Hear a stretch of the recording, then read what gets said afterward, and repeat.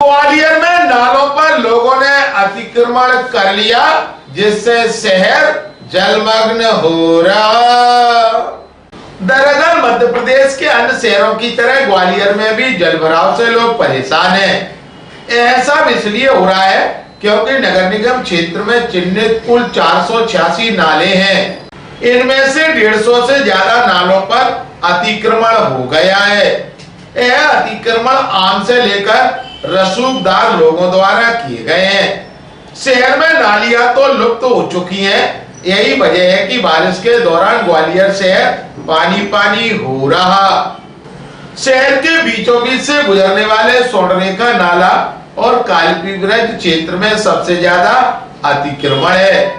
वहीं चंद्रवदनी नाला, हजीरा नाला, बोड़ापुर नाला, आकाशवाड़ी नाला, त्यागी नगर नाला, मुरार उपनगर नाला पर भारी अतिक्रमण के चलते बारिश का पानी की निकासी ही नहीं हो पाती। ऐसे में शहर पानी पानी हो जाता है।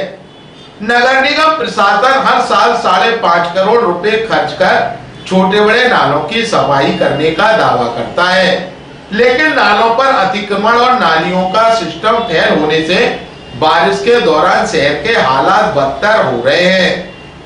ऐसे में कलेक्टर रुचिका चौहान का कहना है कि नालियों के सिस्टम को दुरुस्त किया जाएगा।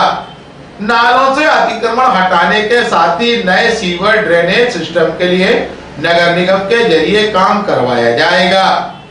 आइए आपको शहर के कालपी ब्रिज क्षेत्र में लेकर चलते हैं, जहां बीते कई सालों से नारायणम होटल प्रबंधन द्वारा एक बड़े क्षेत्र पर अतिक्रमण कर पार्किंग बनाकर कब्जा कर लिया है, जबकि वहां कभी नदी बहती थी, जो अब शहर के बड़े नालों में शामिल है।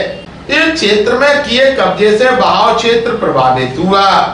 इस साल ग्वालियर में बारिश ने 100 साल का रिकॉर्ड तोड़ दिया है।